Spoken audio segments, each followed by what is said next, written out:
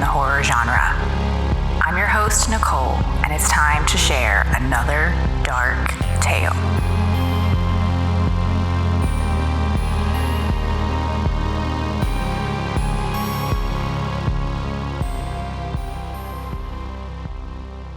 Welcome back, friends and weirdos.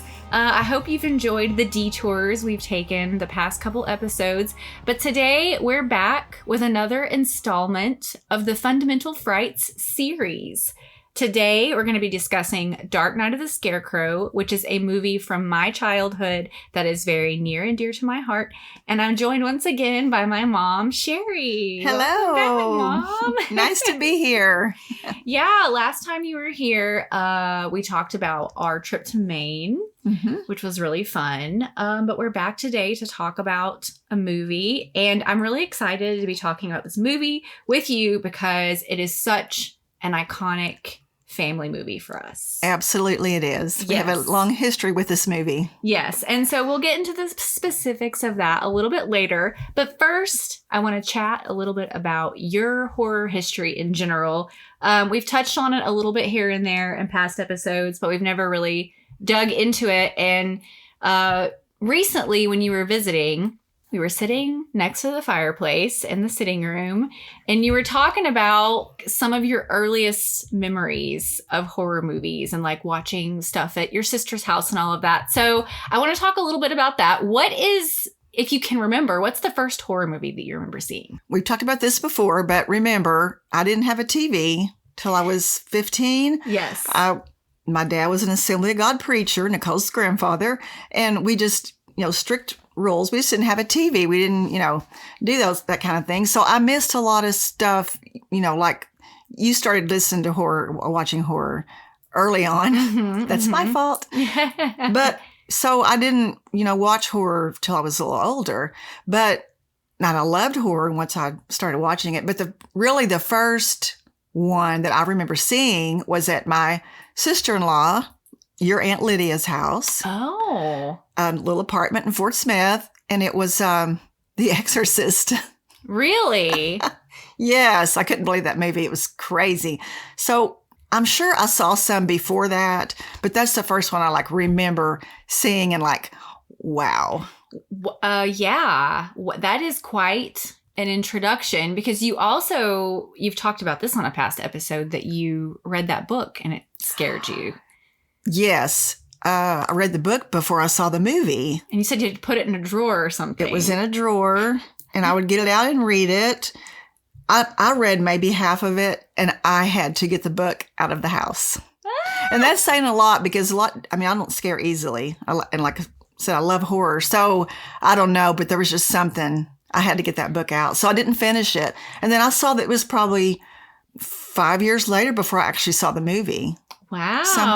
So The Exorcist is a big one for you. Yeah. Yeah. And then I've seen it several times since then. Yes. And you and I both separately have visited The Exorcist steps. Yes, we have. Yeah. Yes, we have. Walked down the steps, laid at the bottom. Mike laid at the bottom of the steps, your dad. Yeah. That's a must-do horror pilgrimage if you're into visiting spooky locations. That's a great one. You have to go, if you like horror, you have to go see the steps and the house and all that. But do you remember, though, so when this movie came out, The Exorcist, in the 70s, your dad lived in California. Yes. His parents dropped him off at the theater and left. And he snuck in. And he says there was people getting sick and walking out, and it was a whole thing. He didn't. Yeah. Wow. So, I did not realize that was your first, full sit down, watch the whole thing experience. That's a great one. That's a great one. That I can remember. That's it. Yeah.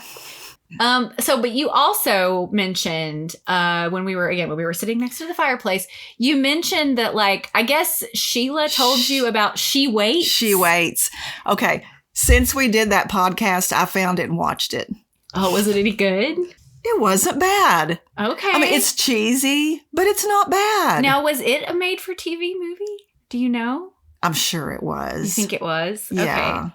Yeah, because I think I found the DVD many years ago and didn't order it, but I found it on just one of the channels. Yeah, and this is a movie I've never heard of. So, like, give me just like a quick plot synopsis. Like, what's it about? So this woman dies, this man's wife dies, and he brings another woman in, but she's not dead. I mean, his wife died, but she's a ghost. Oh, so she's like haunting the new wife? The new wife and the mother-in-law, and it's a whole thing. But I mean, it's an old movie, but it's not terrible. Okay, it sounds like it's probably an adaptation of the novel Rebecca. Oh, I don't know about that. So Rebecca is an old book that Hitchcock adapted it. But it's same premise. Like, this man is married, his wife dies, he gets a new wife, and then Rebecca is his first wife, and she's haunting. I haven't read it, so I don't know all the specifics, but I think it's probably an adaptation of that story. Okay, and actually, I think the husband killed the wife. Oh. Yeah. So, ooh, it's a What Lies Beneath situation. Exactly. So she's sorry, haunting. Spoilers for 25-year-old What Lies Beneath folks. Hey, that's a good movie. That is a good classic movie. Ghost story for sure. Okay, so you have been, like me, pretty much a lifelong horror fan. So you've seen a lot. Do you have a favorite horror movie? Which, that's such a cliche question, but do you have a favorite horror movie? Or if you can't pick a favorite horror movie, is there a certain like type of horror movie or subgenre that you love the most? Okay, I like slashers, of course. Yes. But I really like suspense thriller. Okay. Better. Yeah. Yeah. No, I remember you saying that, like, when we watched Invisible Man, the newest version of Invisible Man. I just knew you would like that movie because it's a little true crime, and you like a strong woman movie. I do. I do. And it's like a suspense thriller. Like, so what are some of your favorite thrillers? Well, Cape Fear. Oh, okay. The old one or the newer one? The newer one with Nick Nolte and Robert De Niro, 1991. Cape Fear's good. It is very good. It's suspense thriller. All that has Robert all De of it. Niro's so creepy in that. He's movie. creepy in it. He's good. So that came out in 1991. Also, Silence of the Lambs did. Yes, of course. Silence of the Lambs. Oh, we have a story about that. This comes full circle because you took me to Silence of the Lambs. Okay, let me tell the story. Okay, my mother and I wouldn't call her a horror fan, but she could do a good scary movie, and she really liked true crime, and I get that from her. Her and I both love true crime. Nicole, you're more of just horror. You're into some true crime, but you're more horror. Yeah, like so. This movie came out, saw the previews. Oh my gosh, got to go see Silence of the Lambs. So Mom and I had plans to go. I had a sitter for Nicole. Sitter called and canceled. Did that stop me and my mom from going to the movies? No, we drug her along, and literally I would put my hand over her eyes and ears during a lot of parts of the movie. Yes. Do you remember? Oh, I remember. Here is this. I remember specifically. I remember the movie theater it was at. I remember you covering my eyes, which, by the way, folks, I was 6 years old. 6 years old. I knew you were young, but I'm old, but not that old. And I remember you covering my eyes. I definitely remember that. But I remember liking the movie and being really disturbed by it because there was so much going on that I just didn't even understand. Sorry. And I specifically remember when we left the theater, Boys of Summer by Don Henley was playing on the radio when we left the theater. That's how specifically I remember this. Are you serious? Day. Yes. And by the way, that's a great song. Yes, I Still know. love that song. Yeah, it is. You remember that? Yeah. Oh. Yeah. That's so, golden. I mean, not just my mom took me. My mom and my grandmother Yes. took me to see Silence of the Lambs. The Assembly of God preacher's wife. No, my mom was cool. Yeah, I know. I mean, that's a wild story. But you know what? It might be a little bit of irresponsible parenting, but I'm pretty thankful for it. Well, I just really wanted to see the movie, so we'll just cover her eyes. Oh my goodness. Anything else? Any other movies you wanted to mention? Yes, I have a few. The Hitcher. Oh yeah. 1986. Thomas Howell, Jennifer Jason Leigh. That's a good one. Rutger Hauer. Yeah, I didn't know how to say his name. Rutger Hauer. He's a great villain. Yeah. Oh yeah, he's good.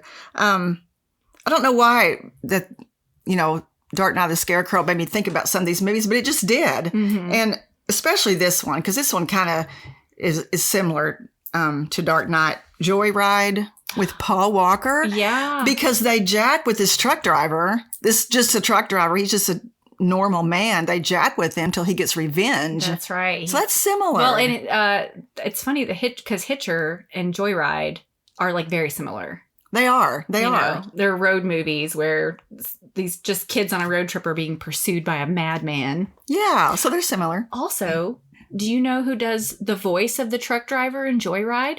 No. Ted Levine, who plays Buffalo Bill in Silence of the Lambs. Okay. I didn't know that. Yep, there you go. Now I do. So like I said, it all comes full circle. Yeah. And of course, I like all the slashers, Friday the 13th, Halloween. Those are always great. But but those are just a few of the older, really good horror movies. Good, like, thrillers. That you like. Thriller, suspense, a little bit of horror. Okay. Yeah. All right. Well, I guess we should get down to business. Okay. It's time to talk about Dark Knight of the Scarecrow. So this is your spoiler alert, folks. If you haven't seen Dark Knight of the Scarecrow and you don't want it to be spoiled, go check it out and then come back and join us. Tonight on the CBS Saturday Night Movies, this gentle man saved this little girl's life, but they accused him of harming her. We'll do this ourselves. And he was tragically murdered. Now, one by one, the men of this town are dying. Who is his avenger? Is it the dead man's grief-stricken mother? They killed my boy! The little girl who loved him? I know what you did to Baba. Or could it be the Scarecrow? Dark Knight of the Scarecrow, coming up next. In a small southern town, a mentally challenged man named Bubba Ritter shares a close, innocent friendship with young Mary Lee Williams. Despite his gentle nature, Bubba is viewed with suspicion by locals, particularly bitter postal worker Otis Hazelrig. When Mary Lee is attacked by a dog, Hazelrig immediately assumes Bubba is to blame.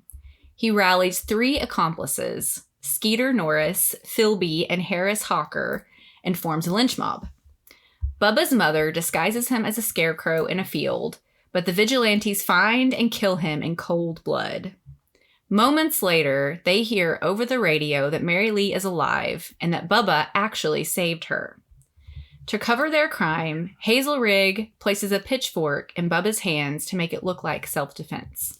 At trial, Hazelrig lies under oath and they are acquitted for lack of evidence. Mary Lee, unaware of Bubba's fate, sneaks out one night to look for him. Mrs. Ritter, unable to tell her the truth, says he's gone away. Mary Lee later finds herself at the field where Bubba was killed and eerily says he's just playing the hiding game. Soon after, Harless discovers a scarecrow, identical to Bubba's disguise, suddenly standing in his field. That night, he hears noises in his barn and investigates. His wood chipper inexplicably activates, startling him into falling in, and he is gruesomely killed. Hazelrig and the others suspect foul play. When they realize the machine had been switched off and not just run out of gas, suspicion grows. Hazelrig confronts Mrs. Ritter, accusing her of vengeance. She denies it, but warns that other forces will avenge Bubba. She also hints at Hazelrig's unhealthy interest with Mary Lee. Soon, the Scarecrow appears again, this time in Philby's field. At a Halloween party, Hazelrig corners Mary Lee, trying to get her to confess that Mrs. Ritter is behind the killings. Mary Lee instead declares she knows what they did to Bubba and flees. Later that night, Hazelrig breaks into Mrs. Ritter's house. His intrusion causes her to suffer a fatal heart attack. He stages a gas explosion to cover his tracks.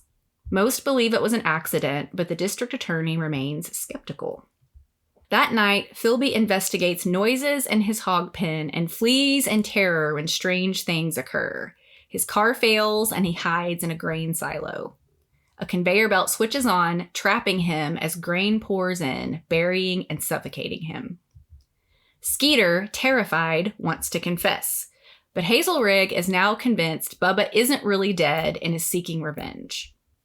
They exhume Bubba's coffin to prove it's empty, but Skeeter discovers the corpse is still inside.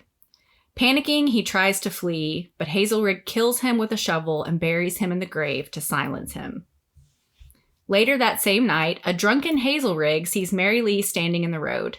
He chases her, crashes his van, and continues to follow her on foot through a pumpkin patch. Accusing her of orchestrating the deaths, he is suddenly pursued by a plow that starts by itself.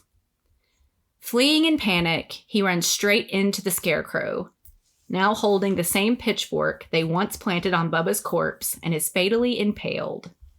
As he dies, Hazelrig realizes too late that the Scarecrow truly was Bubba's vengeful spirit. Mary Lee emerges from the pumpkin patch and sees the Scarecrow. She smiles at him and says, "Thank you, Bubba." He hands her a flower, and she cheerfully talks about teaching him a new game, confirming that Bubba has returned to protect her and exact justice from beyond the grave. Yeah, it's so good. It's so good. Yeah. Okay, so, Mom, why are we talking about this movie? When did we first see this movie?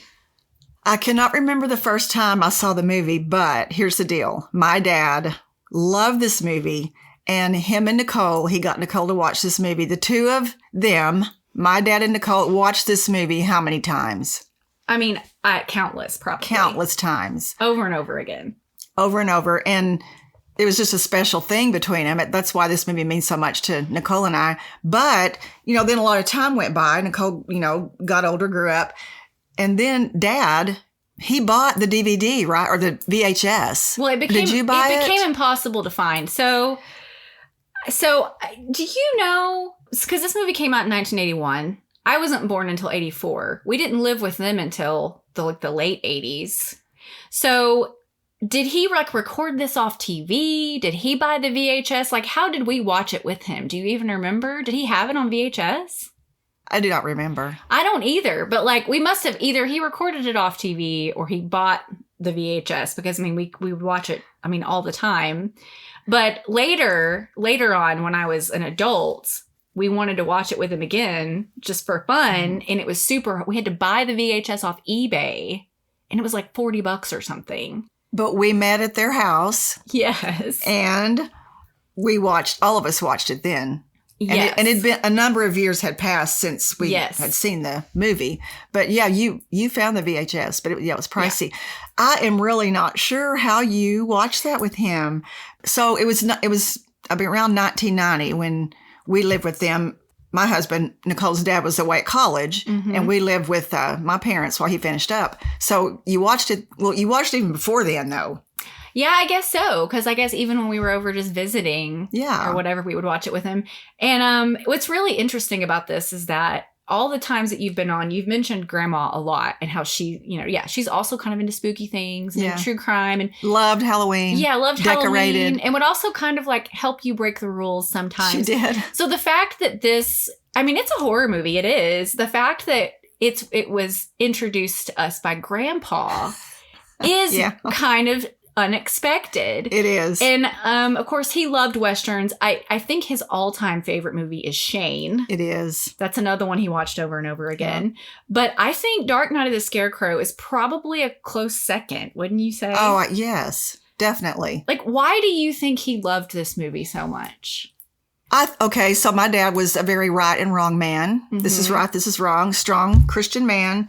So those men murdered Bubba. They murdered him for no reason. So I think my dad loved the revenge. Yeah. The fact that Bubba came back and took care of those men because they were wrong. Yeah. And Bubba came back and, righted the wrong. I think my dad loved that. Yeah. And my dad loved an underdog. He watched boxing a lot. Yeah. He would root for the underdog every time. Okay. So I think he just liked that those bad men were taken care of.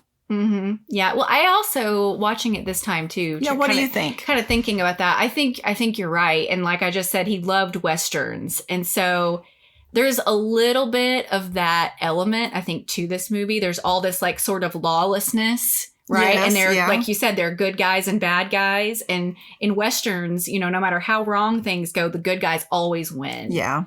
And things are always set right in these old classic Westerns. And so I think this movie shares a lot of DNA with those movies. Yeah, that's a good analysis. Yeah. Yeah, for sure. Yeah. Of course, I wasn't thinking about that when I was a kid.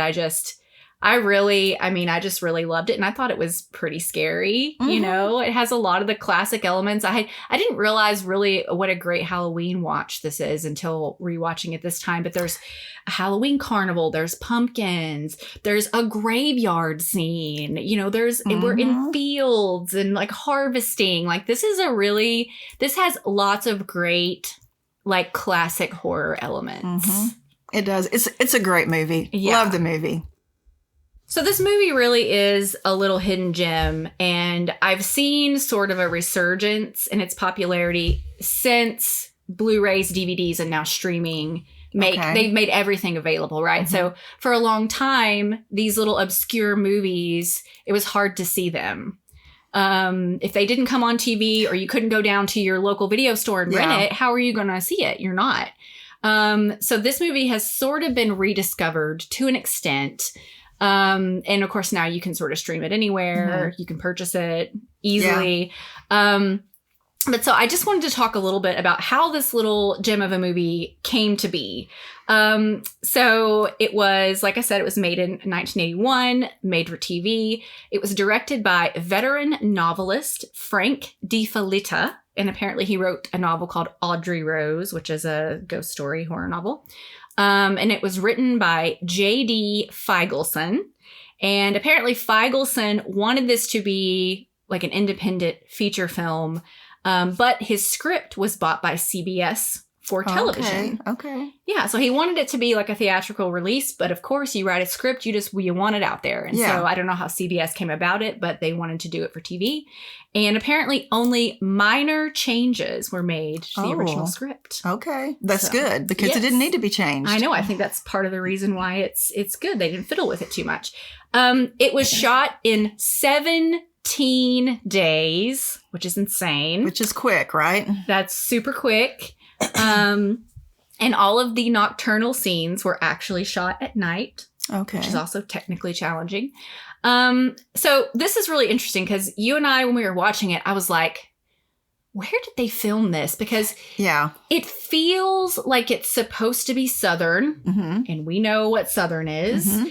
But I'm like, there are mountains, right? So we've got farmland. This looks very, either Southern or Midwestern with this farmland. But I'm like, what are these mountains though? And they're not like super big mountains. They're like hilly mountains. So I was like, where in the world did they shoot this? They shot it in Peru, California. Okay. So I'm like, okay, yes. We kind of figured that out. This looks like rural California, and that's where it was. So Peru is a small, unincorporated historic town located in eastern Ventura County in the Santa Clara River Valley. Okay. So we're not far from Hollywood land, so it was probably easy to get crew and actors and everything out there. So they probably did the best they could to get a sort of rural / southern town in Southern California, but it's very unique because of that kind of. The setting sort of feels very kind of specialized. It's kind of small town. Yeah. So it premiered on CBS on October 24th, 1981. And then apparently they did like sort of a special screening, like a re-release of it in 2010 at Texas Frightmare Weekend. Oh, really? Yes. I love that. Would love to have been there for that. Yeah. Good for them. And let's see, a little bit of reception. Dread Central, which is a horror website, gave the film a score of 4.5 out of 5, calling it a spooky masterpiece. Oh, I like that. Yes, they praised the film's atmosphere, characters, and subtlety. They nailed it. Yes. Justin Kurswell from Hysteria Lives awarded the film 4 out of 5 stars, calling it a slow-burning, fantastically creepy small screen tale. Oh. In his review, he praised the film's ambiguous writing. Okay. At times, it's so understated and so well constructed, we are as unsure as the characters as to whether there is really something out there lurking in the dark, or perhaps Their growing paranoia has finally got the better of them. That is so true. Yes. I was like, I don't know who this person is. I don't know what Hysteria Lives is, but this is a really, I think, apt review. He put it into words. Yes. That's the way it is. Yes, I totally agree. So let's get into it a little bit about why we like this movie, what we want to talk about. Hit me with some of your notes. What do you want to talk about first? Oh, the characters. Yeah. The characters are good, and the actors who played those characters, you couldn't find better. Like Mr. Hazelrig. Oh, he's a piece of work. He's perfect. Like nobody could do it better. Yeah. It's perfect. And Bubba's mom, Mrs. Ritter. Mrs. Ritter, she is perfect. She has that bun, that slick back bun, and like she's tough. Oh, yeah. You know, she comes out with her gun, get off my property. I mean, I have no doubt she would have shot Hazelrig and his, murdering his buddies. Cronies. Yeah. His cronies. Yeah, I mean, she's great. All the characters are good. And I like the storyline. Yeah. What are your thoughts? Well, I agree about the characters. And I think that the characters and the actors, like you said, are great. And we get sort of just enough about all the characters to kind of know how they all fit in. But like, I do feel like, as sort of just simple as this movie is, there is some good nuance in there, like, you do get the feeling that like Mr. Hazelrig is really the bad guy and the other guys are just sort of going along with him. And you can see they get panic and that they even like right after they shoot Bubba, you can tell that they all kind of feel like this was not We shouldn't have done that probably. Yeah. And Hazelrig is just hell-bent on covered up. We did the right thing. Yeah. And the other guys are not as willing to go along with it. And like you said about the actors, I've seen some of these people before, but they all feel like real people. They do. Especially some of the side characters just feel like they don't feel like actors. No. That's what people say about Texas Chainsaw Massacre. They're like, these just feel like regular crazies that they just found. That just live out there. Yeah. And I feel the same way about this movie. All the people just seem really real. Even the like district attorney. Yeah. He feels like a real guy. And I also agree. I think that Mrs. Ritter might be like the MVP of this movie. I think you're right about that. She has some great, like really great zingers. Yeah. There's other forms of justice in this world. Besides the law. Yeah. Yeah, that's what she said. They're like dragging her out of the courtroom and she's hollering. She's got her hands up, yelling. Yes. Yeah. Yeah. And she was such a good mom to Bubba. Yes. Who, he was impaired. She was such a good mom to him. And and I guess the law had been after him before. So she knew to tell him where to go hide. They had it all figured out and she would just tell him to go hide. She was a very good mom to him. Yeah. And speaking of good actors, Larry Drake is the name of the man who played Bubba. Oh yeah. He did a great job. Yes. I mean, his performance is great. He really seems so scared. He does. His eyes. Yeah, but without overdoing it. And when he's playing with Mary Lee, it's so sweet, That's a special part of the movie. They're out in the wood, or the pasture, the field, and there's they're picking flowers, and she makes a little lei and puts it on Bubba. And I guess it must be Hawaiian tradition when you put a lei on someone, you kiss them on the cheek. Yeah. And she says, "Bubba, now I have to kiss you on the cheek," and he's so shy. No, he doesn't want her to. And she says, "Well, then I'm going to have to take the lei." And he didn't want her to take the lei, so he shakes his head and he says, "Okay," and he lets her kiss him on the cheek. So that just shows their relationship. Yes. Just innocent, just friends. Yes, just friends. They really do seem like kids together. And I think something that's really important about casting him is he's a big man. He's a very big man. He's very tall, and so it's really important that we see him with Mary Lee just very innocent and playful, because as the Scarecrow, he's actually quite imposing. Yes. Definitely. And of course, we don't really see that until later on. But I think for me, one of the I don't know if it's scary, but one of the most powerful moments of the movie is when they find him and they realize he's in the Scarecrow suit, and you can see his big eyes moving, scared eyes in the Scarecrow mask, and he says Bubba didn't do it. Oh my gosh, like that gets me every time. Yes, but it was really important for them to find the right person to be Bubba, and like he is Bubba. He is Bubba, definitely. And that actor, he's been in several horror properties. He was in Dr. Giggles. Oh, I watched that a long time ago. Yeah. Was he? He is Dr. Giggles. Okay. And he's also in a movie called Dark Man. It's a Sam Raimi directed, dark superhero movie. And Okay, I haven't seen that he one. is Dark Man, like the character in that movie. So he's done other horror stuff, but of course, anytime I've ever seen his face, I always think about this movie. Yeah. Think about Bubba. Another thing that I thought of, which I've thought this before, but this movie kind of reminds me of Frankenstein. Okay. Because, in Frankenstein, it was sort of the same thing. After Dr. Frankenstein creates the monster and he's wandering around and he encounters a little girl playing with flowers. Yeah. Forgot about that. And she's throwing flowers into the lake. And he starts throwing flowers into the lake. And then he throws the little girl into the lake. Yeah. Because he doesn't understand. And then there's a scene of him carrying the little girl. And she's dead. She's dead. And of course, Frankenstein is it's a complicated story about, how the monster is pursued by the villagers and all of that stuff. Yeah. So I was like, oh, this is kind of like an updated. It really is. Frankenstein. I like that. I didn't think about that. You're right. Exactly. What else? Oh, so when the wife of one of the men, I can't think of his name. Heartless. When he's on a piece of equipment, working on a piece of equipment. They're just hanging out. She's getting the mail and, we're invited to the Halloween party. She's excited about going to the church Halloween party. And then she looks over there and she asks her husband, have you already started planning? And he's like, I don't plant this early. Why? And she's like, well, there's a scarecrow out there. Yeah. If you're not planning, why would you put up a scarecrow? Exactly. So I love that part. Yeah, that's a great little bit of suspense. And that's the first time that, this is starting to happen since the man killed Bubba. This is the first time we're like, what's going on? Yeah, why is that scarecrow out there? First little supernatural, or is it? Yeah. Yeah.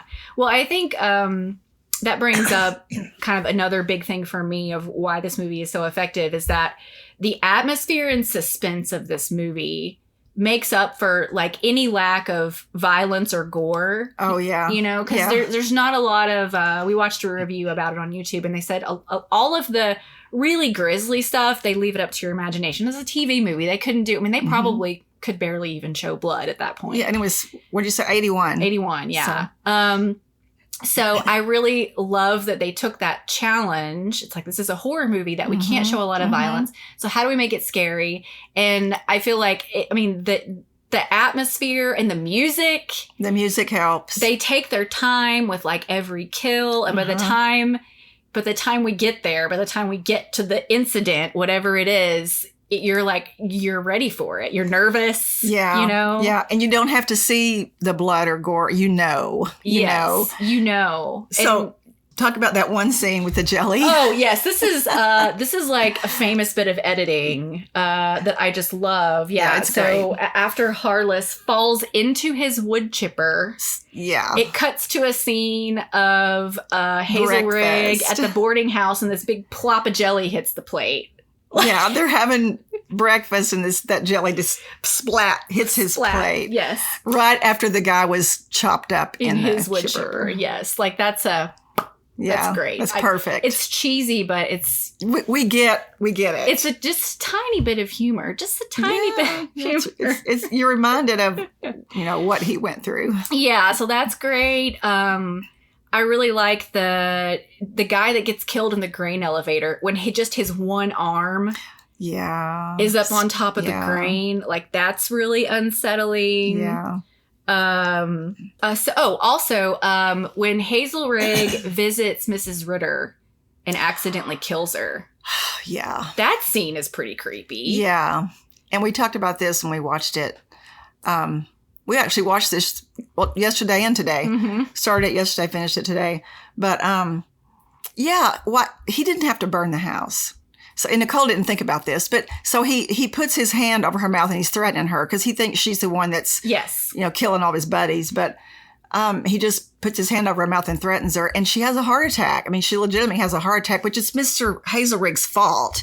But she's dead, and then he burns these. He turns on the burner of the stove, and the gas, and the house explodes. He didn't have to do that. I mean, people have heart attacks every day. Yeah, Why did he do that? She's an old woman. She's old. Yeah.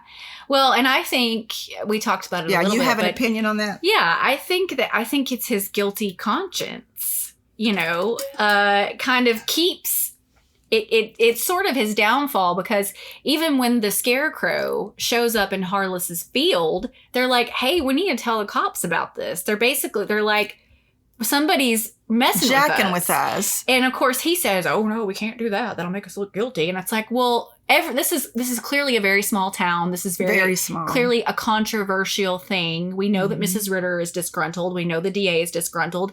If you go to the authorities and say, hey, somebody put a Scarecrow in my field, they're not going to immediately be like, oh, you must have done it. Like, well, no, they've been acquitted. They were acquitted of murdering Bubba. So the fact that Hazelrig is afraid to mention that, I mean, at this point, they think they're legitimately being harassed. But they do. Hazelrig's afraid to say that the Scarecrow showed up. And then, yes, he feels the need to blow up her house. It's all because he's just guilty of sin. He's just a guilty conscience. Yes, he's just trying to cover he's overcompensating. He's overcovering his tracks. Yes, he is. So, I mean, I don't know. And it's not like, I don't think they're going to be doing DNA testing at Miss Ritter's house in when they filmed this. It was probably 1979, Exactly. Yeah. I mean, plus he is her mailman. So he has a reason to be at her house. Exactly. He's her mailman. So if anybody saw the truck there, well, he's just bringing a package to the door. Right, yeah. And actually he did bring a package to the door before he killed her. Oh, yeah, he did, man. Oh, like I said, piece of work, that one. Was that a fake package? Did he make that package up? Or did she order something? Oh, it's I mean, she had to sign for it. I don't know. I don't think that matters. Oh, just a side note. Oh, is the package real? Speaking of him being a mailman, though, this is the first time I've ever really thought about this. But you kept saying hey, why the hat? He's wearing his mail hat everywhere he goes. It'll be midnight. They're out there checking the gas in Harless's machine, and he's in full mailman outfit. Full mailman outfit. Even the hat, all the time. Yes, but I think so. That kind of makes. That's kind of a prestigious thing with him. Everybody likes him. He's held in high esteem. So maybe he just wears it so he feels important all the time. I think you're right. And remember when he corners Mary Lee and he's asking her about, he's like, oh, I'm the mailman. Nobody's afraid of the mailman. So I do think that it is part of his, I'm just your local servant, just your civil servant, bringing you the mail. But we've seen him with his secret little whiskey in his room. He hides and drinks. We've seen him looking at somebody's nudie magazine before he put it in their mailbox. Yes. So we know that if we didn't know it already, he's got big problems, he's got big vices, and he's also got his little vices. So exactly. I think that he does wear the mailman outfit as his I'm a good guy uniform. But he's not. He's a hypocrite, and he likes little girls. So yeah, which that's it's he kind of hits on Mary Lee. They don't.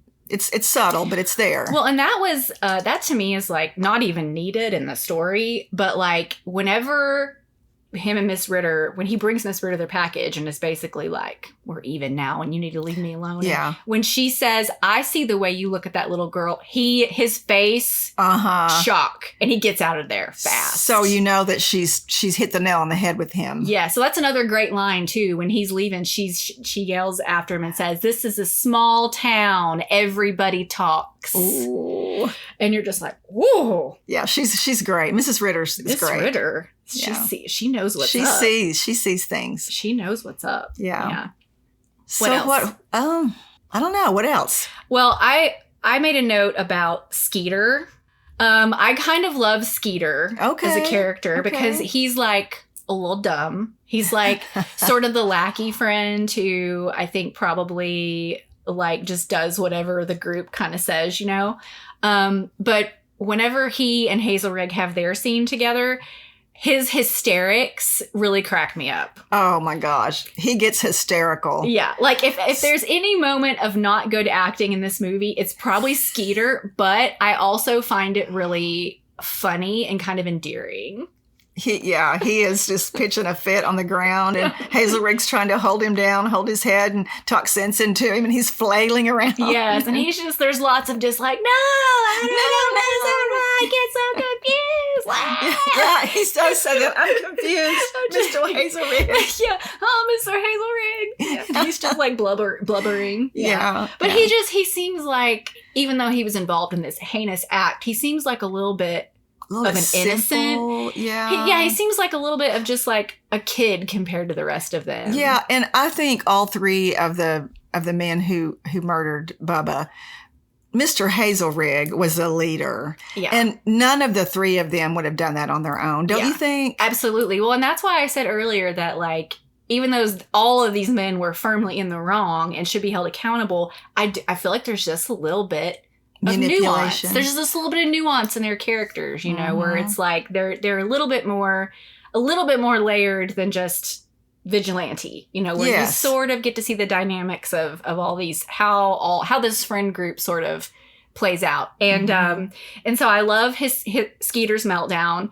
But then also I have always remembered this scene when he's in the grave. They're going to rebury Bubba after they've exhumed him. After they dug him up to make sure he was actually he was dead. But make sure he was dead. Skeeter's standing there after having this just pitching a fit. He's standing in the grave and he starts telling Mr. Hazelrig about his cousin's place out in the country and how it's so lovely. In Arkansas, yeah. And how it's so lovely and peaceful. And like, I always thought that was just a really nice moment, just a really lovely scene. And then, of course, Hazelrig bashes him in the head and brings that to an end. The shovel. Yeah, but it's almost like he's just thinking about, how did I get into this mess? And like, I just want to be fishing at my cousin's place. And it's like, he's just longing for a simpler life. And so my thoughts were that I think he probably would have moved down there after that happened. Yeah, like that's what he's thinking about. That was his like, out. I'm going to get out and go to be in the Arkansas woods. And I'm going to get out of we know what happened. I'm going to get away from you, Mr. Hazelrig, and the murder that we did. I'm just going to go to Arkansas. But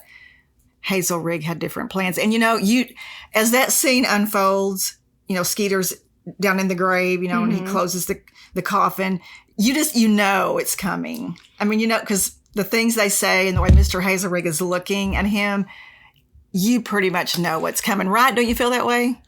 I do, yeah. Well, because when Hazelrig sort of gives in to him to get him to calm down, and he says, "Okay, we'll go to the police. We'll do it your way. We'll do it your way." Well, you know, it's like, well, he's just saying that to get him to calm down.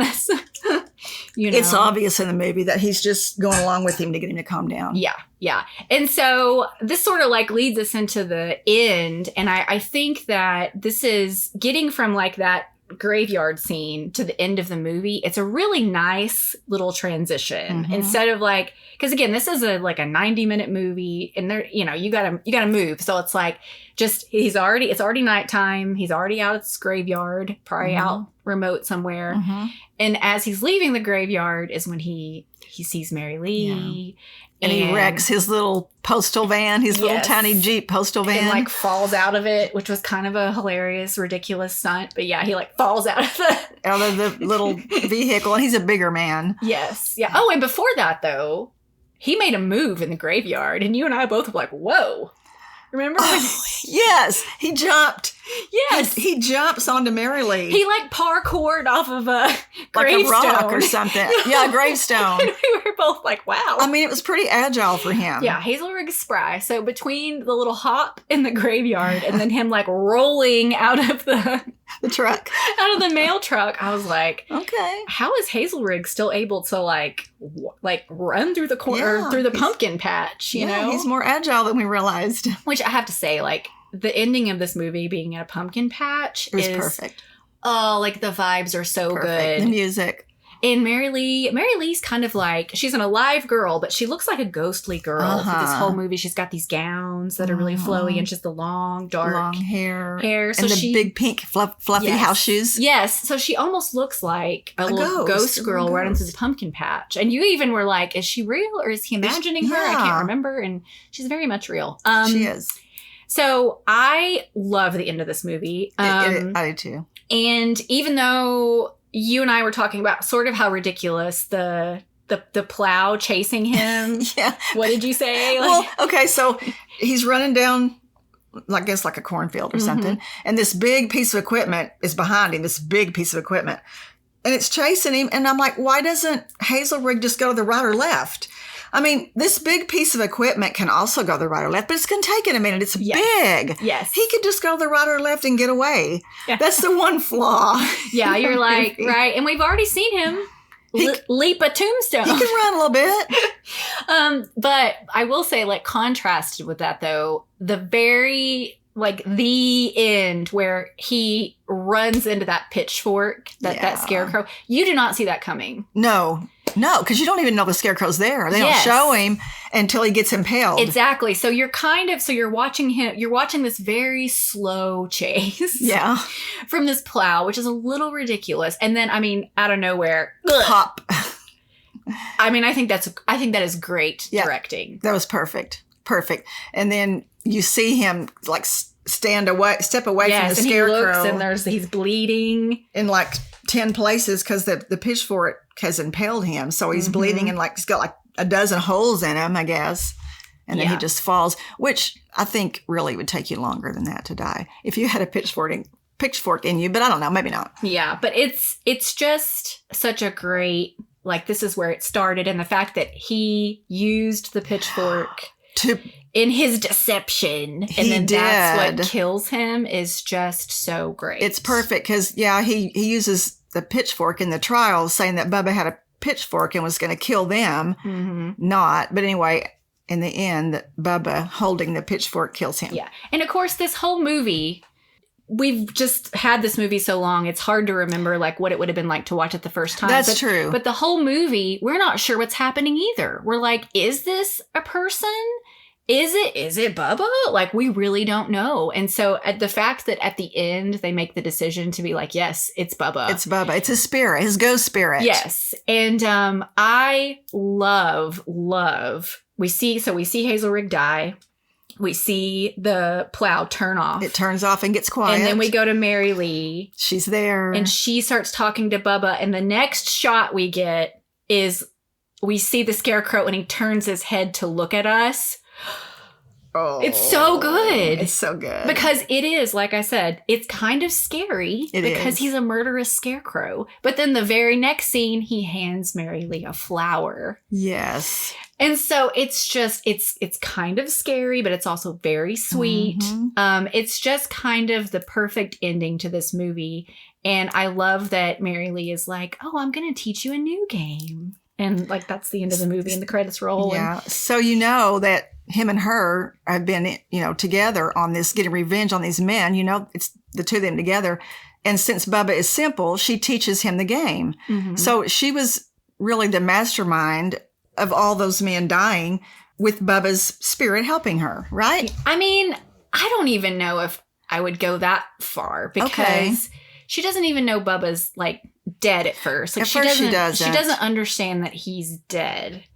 And also she is just a little girl. So I don't think 7 maybe. Yeah, I don't think she's like wholesale orchestrating murders. But I do think that she and Bubba are somehow united on this quest. But I think that because Bubba is, and honestly, none of this really matters. All the specifics don't even matter.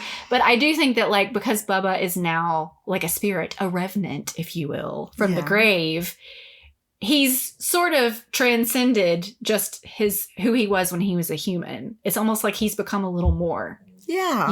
Yeah.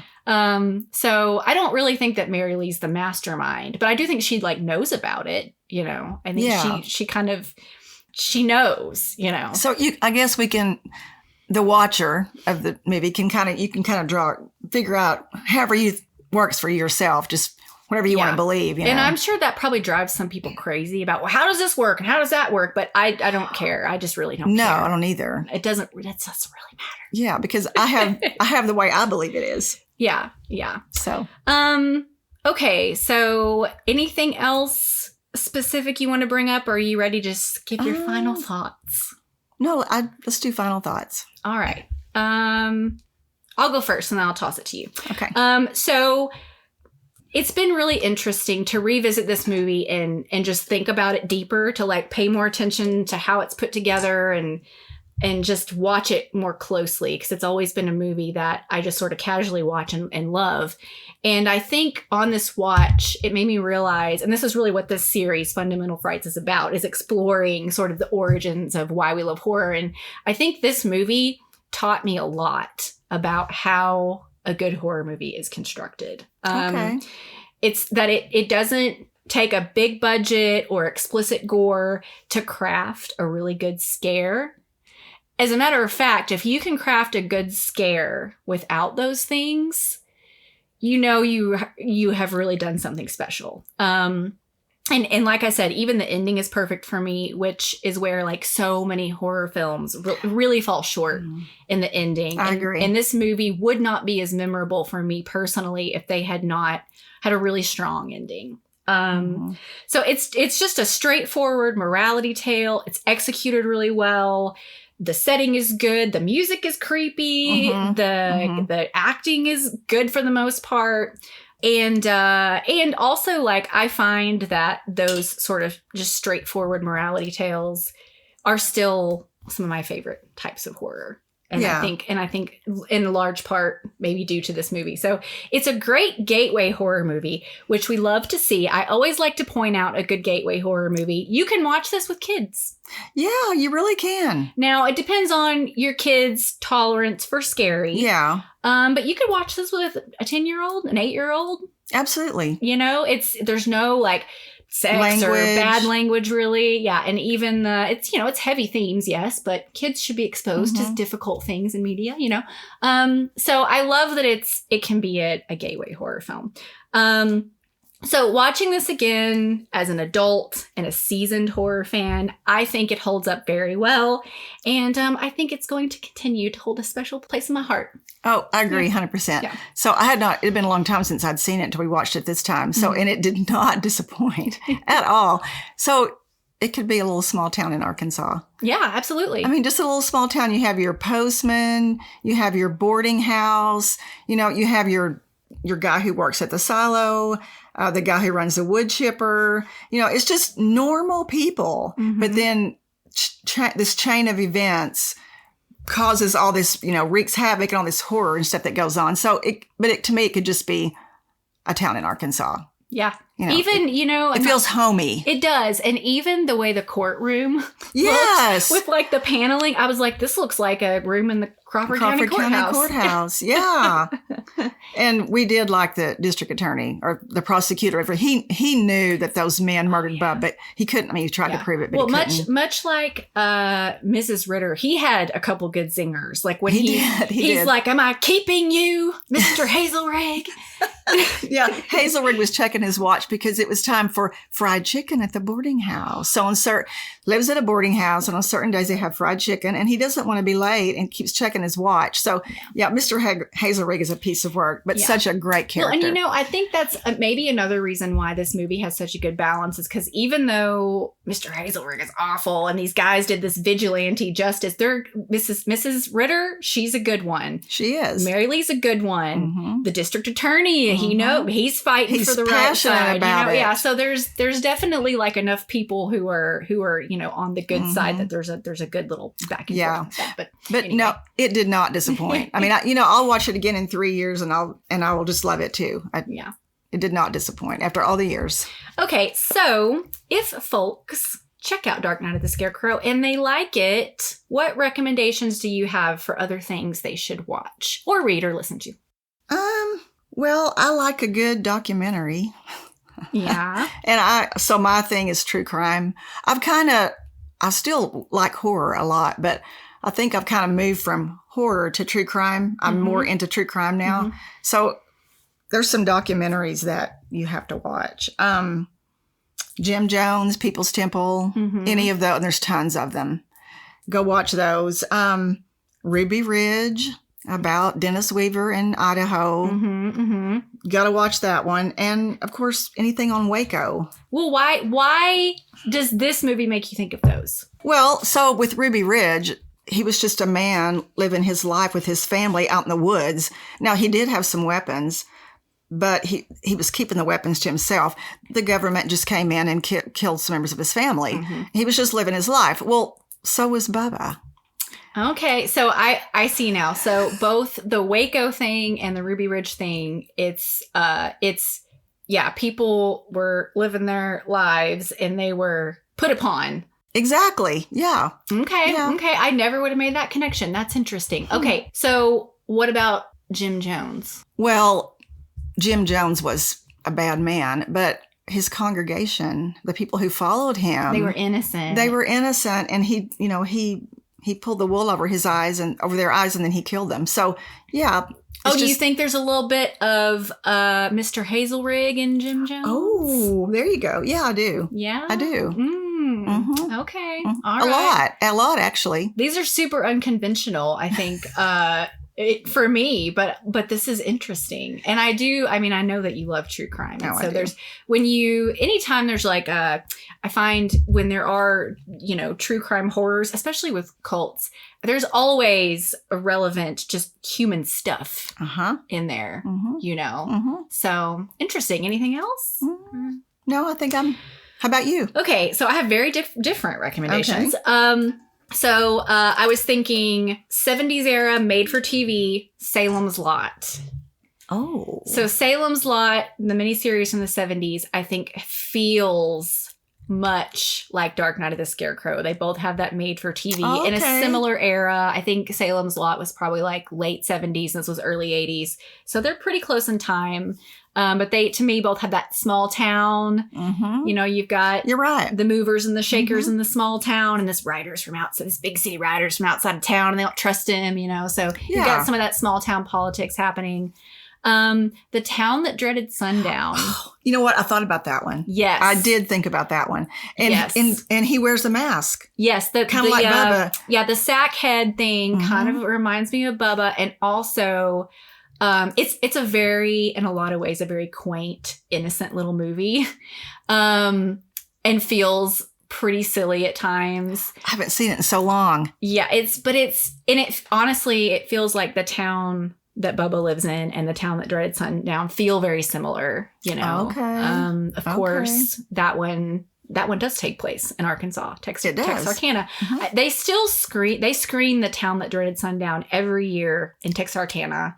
I want to go down there one of these days. Really? And do it. Yeah, I would love to stay the night there and go to their little screening of it. That would be kind of fun. Yeah, that might need to be one of our little horror road trips. We can do that. Yeah. Mhm. Yeah. Yeah. Spend the night. Yeah.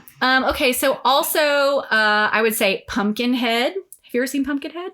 I think so, but it's been a long time ago. Yeah. Pumpkinhead is one of those creature features from the 80s, and it's a classic revenge story. This group of kids accidentally kills this man's son, and then he goes to this local swamp witch, and she resurrects this monster.